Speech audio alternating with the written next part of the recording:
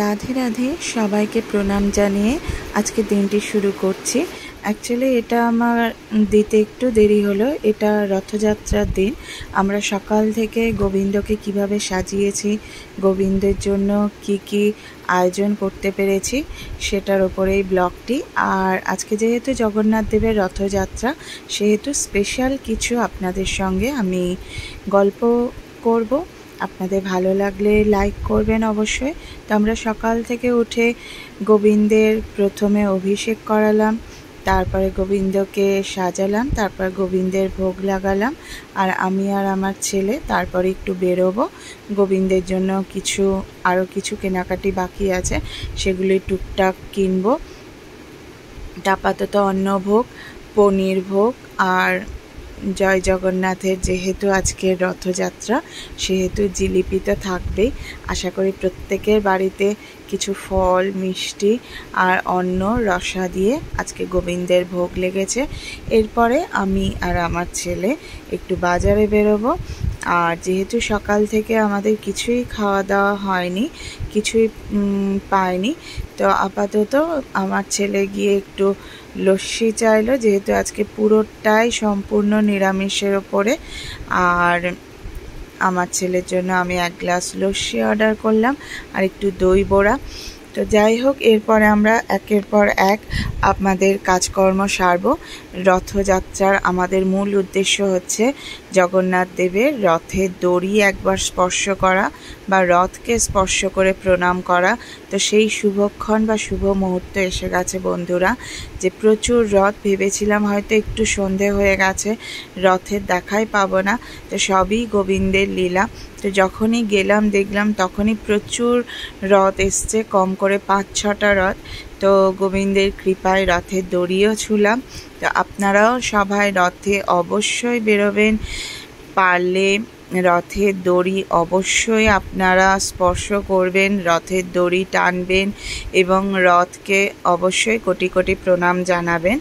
তার কারণ হচ্ছে জগন্নাথ দেবের রথের প্রতিটি অংশ অত্যন্ত পবিত্র। 3টি রথে 33 কোটি দেবদেবী অধিষ্ঠান করছেন।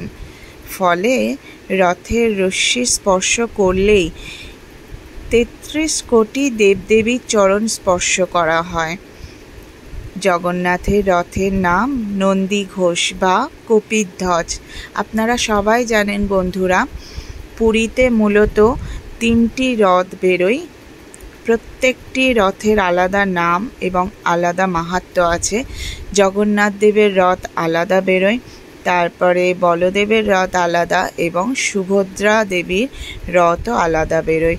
প্রত্যেকের কিন্তু মাহাত্ম্য আছে, সেটা নিয়ে আপনাদের সঙ্গে আজকে একটু আলোচনা করব। আপনারা আশা করি খুবই উপকৃত হবেন। জগন্নাথের রথের নাম কিন্তু নন্দী ঘোষ বা কপিধ্বজ। আর জগন্নাথের রথ যে দড়ি দিয়ে টানা হয় তার নাম হচ্ছে শঙ্খচূড় নাগিনী।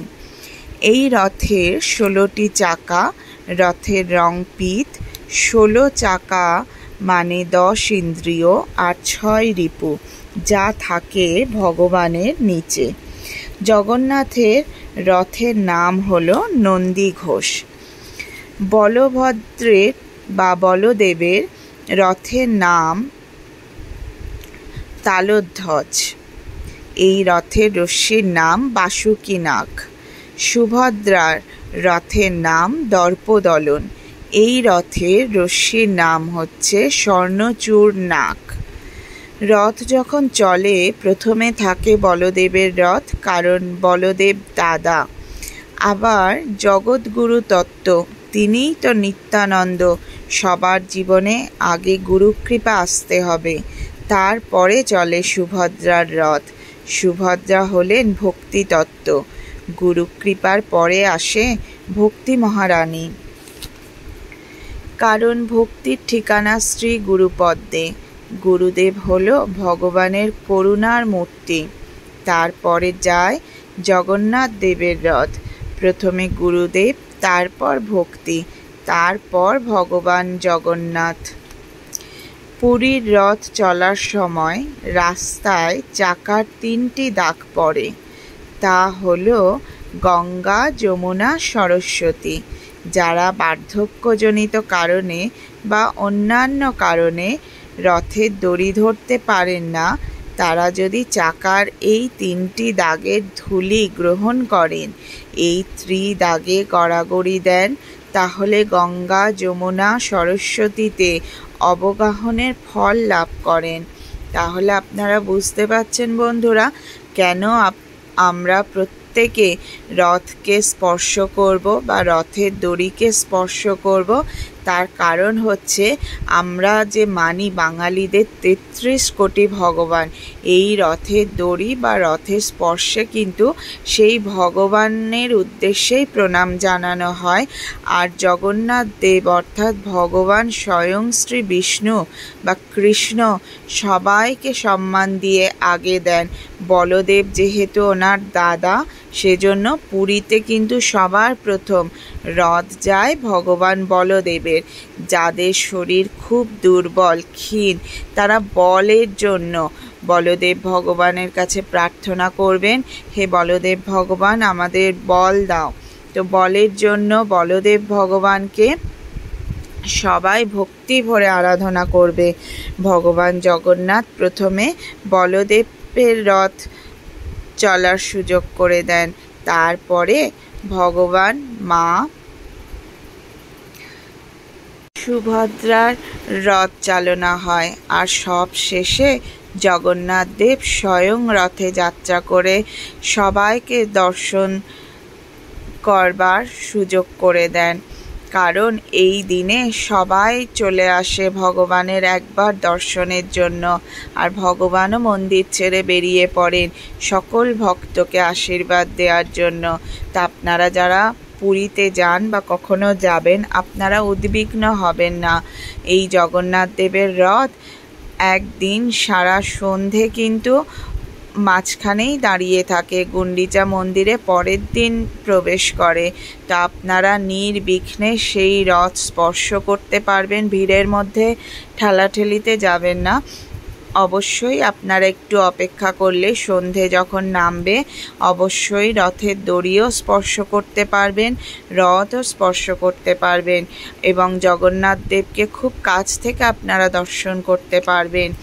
তা আপনারা সবাই প্রত্যেকে চেষ্টা করবেন অন্তত জীবনে একবার হলেও পুরী ধামে যাওয়ার। আর এই বলে আমার যে কথাটি শোনানো ছিল বন্ধুরা, আমি শোনালাম। আপনাদের যদি পছন্দ হয় তা আপনারা অবশ্যই লাইক করবেন, সাবস্ক্রাইব করবেন। এরপরে হচ্ছে আমার ছেলে একটু আমাদের যে লোকাল মার্কেট আছে সেখানে একটু কেনাকাটির জন্য আমরা ঘুরে ফিরে দেখছিলাম। প্রচুর হরেক রকমের খেলনা, তারপরে যেটা মূলত রথের ভান্ডার বলা হয় সেগুলো বসেছে, আরও অনেক কিছু বাচ্চাদের খেলনা বসেছে। তো আমরা কিছু টুকটাক কেনাকাটি করে এবারে বাড়ি ফিরবো বন্ধুরা।